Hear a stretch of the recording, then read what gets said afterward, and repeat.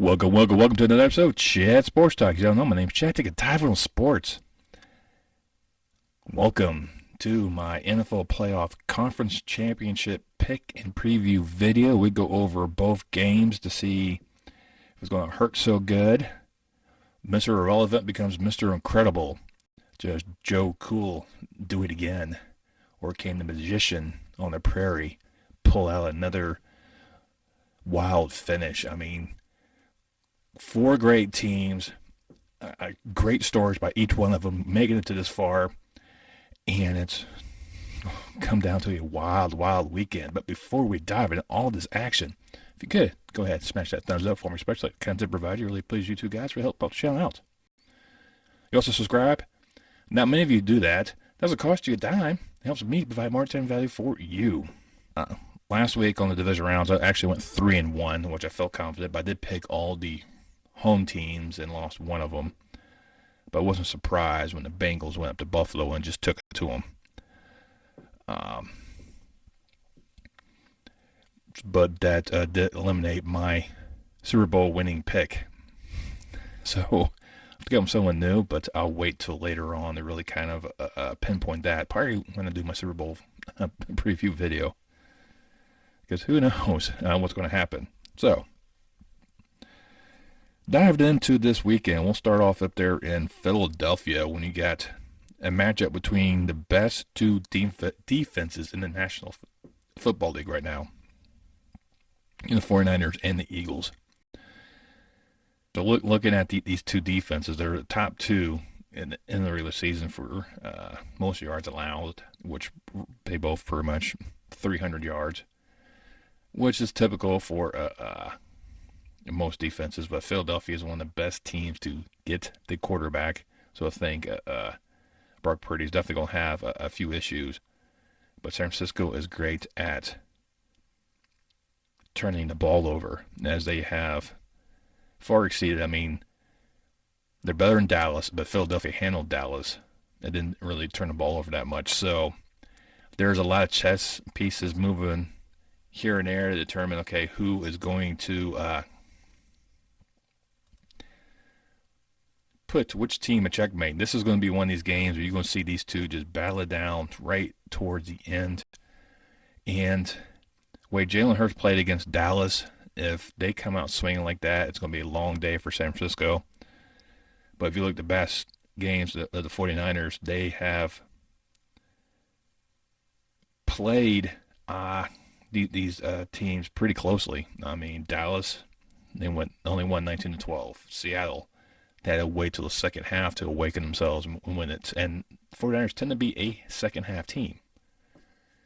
That's when Philadelphia tends to drop off. Because look what they did to the Giants last week when they had 28 points early and then only scored 10 points in the second half. You can't do that with the 49ers. If you come out swinging, you have to keep your foot on the gas pedal through four quarters against the 49ers because they will come back. And like I said, it's one of the best defenses right now in terms of the postseason.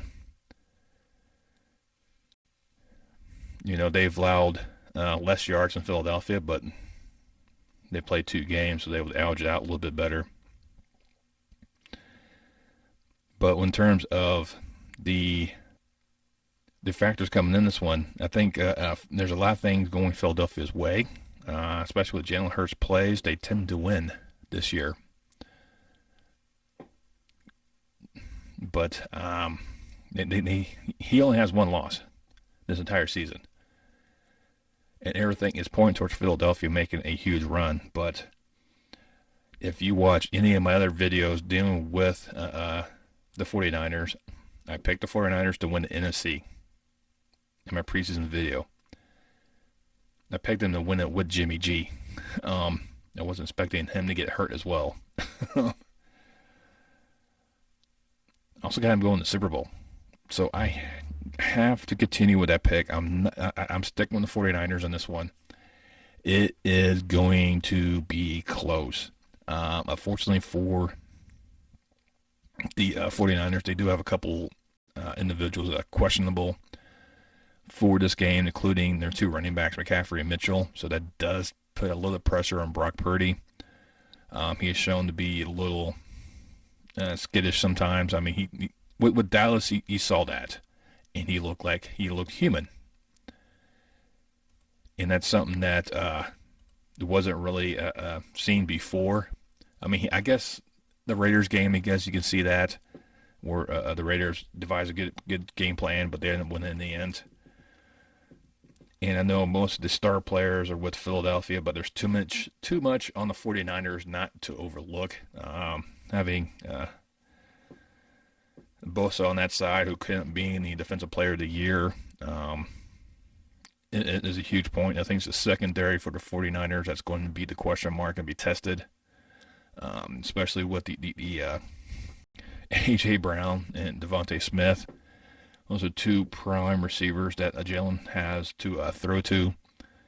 So definitely would test a secondary, and Jalen's ability to scramble could definitely affect the rushing ability of Bosa and the rest of that 49ers front. And the Eagles has one of the best offensive lines in football. There's no doubt about that one.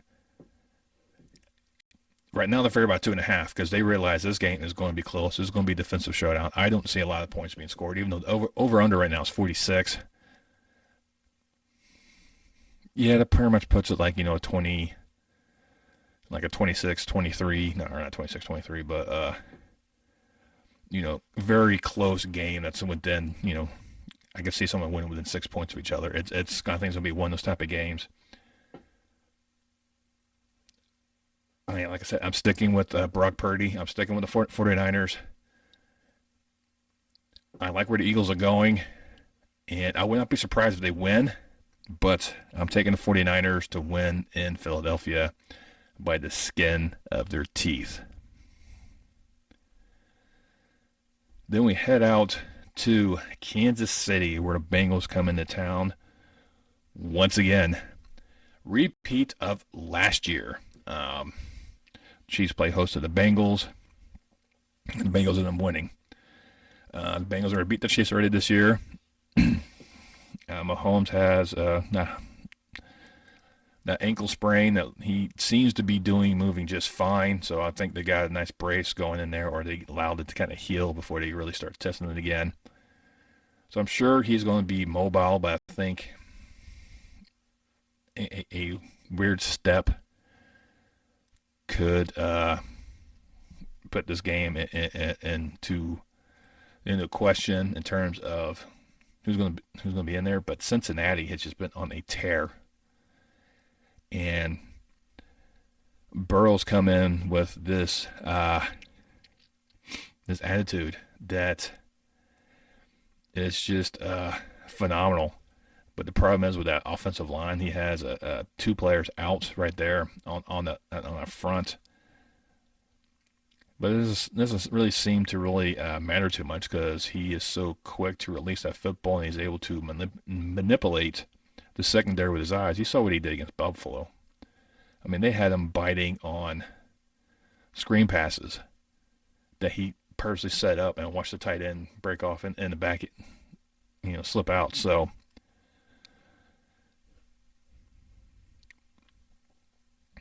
and they know how to play with the best of them. I mean, if you look at towards the end of the season, I mean, they had some quality games.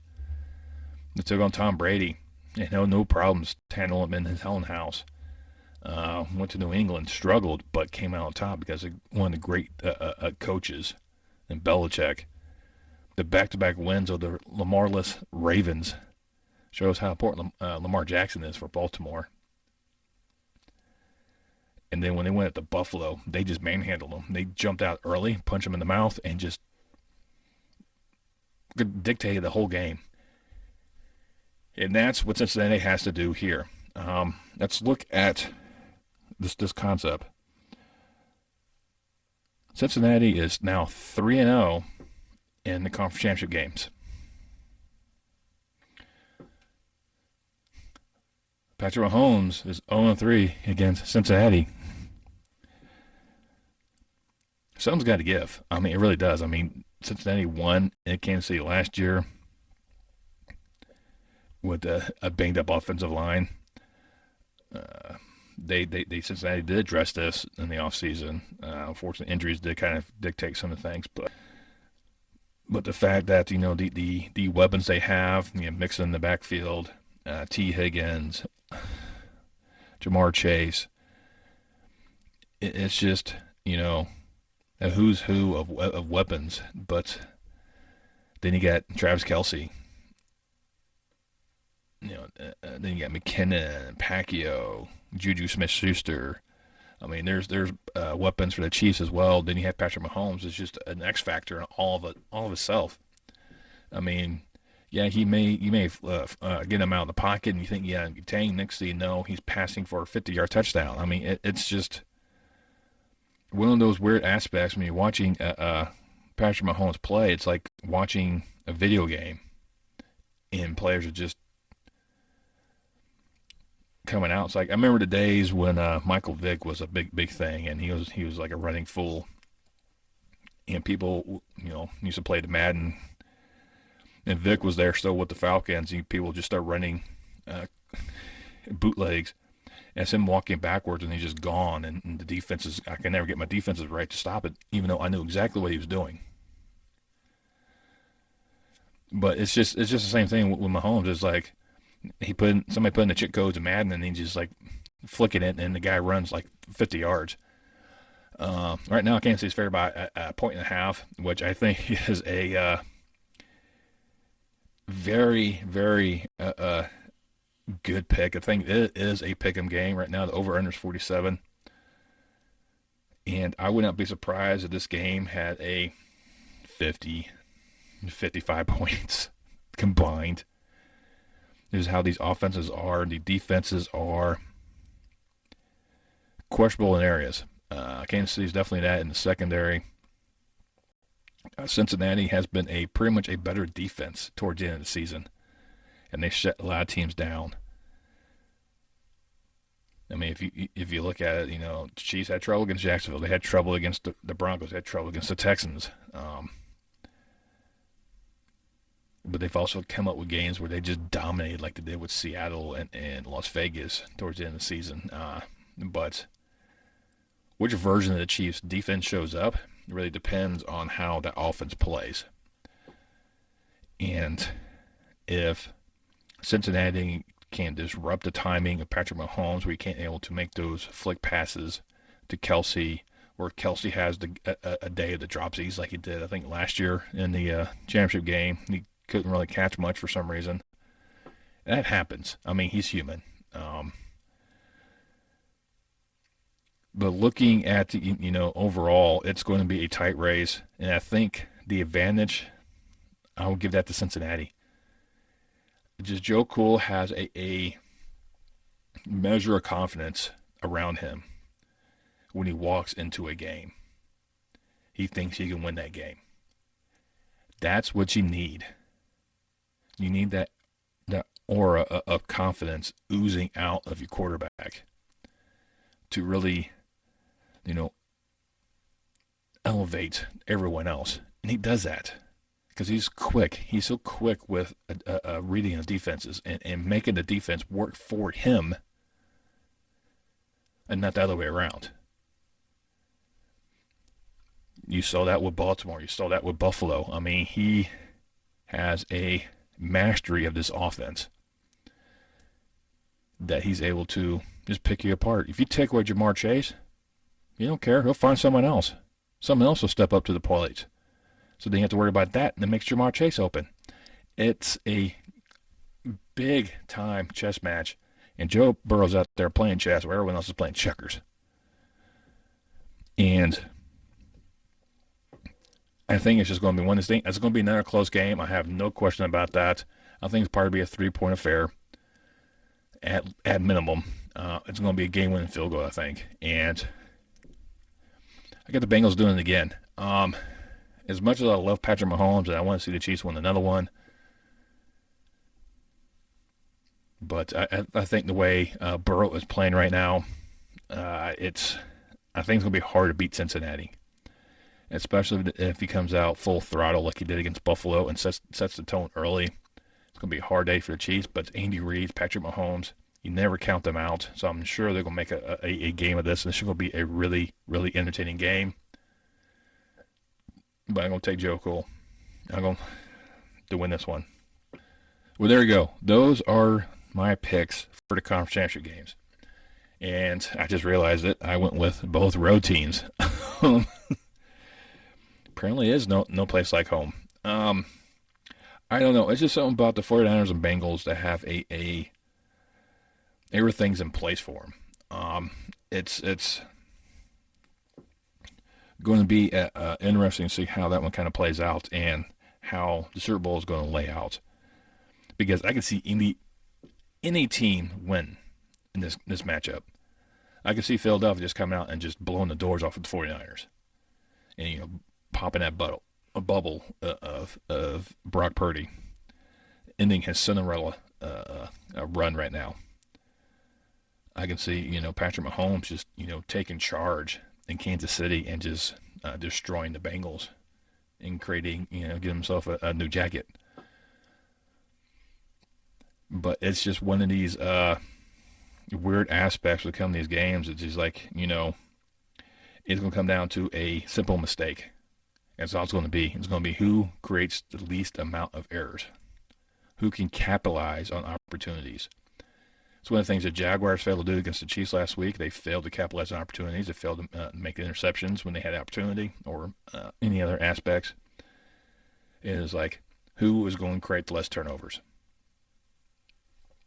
That's what it's all boiled down to. So, like I said, it should be a fun, entertaining Sunday. Definitely a time frame to sit in front of the TV and not move. But hey, just let me know down below what you think of my picks. Do you think I'm completely way off? Do you think the Eagles are going to fly? Do you think the Chiefs will be on the warpath? It's definitely, I guess, like I said, I can see any one of these teams going, but I'm still staying with the 49ers. That's who I picked in the preseason, so I got to stick with them. AFC's got to retune everything because of Buffalo. And who beat Buffalo? Cincinnati. There you go. Let me know down below what you think. When you're there, you can also share this video with friends and family. Don't forget to hit that thumbs up button. Once you subscribe, make sure you click that bell icon and turn on notifications so next time I post any more content on my channel. And I will see you next time on Chat Sports Talk.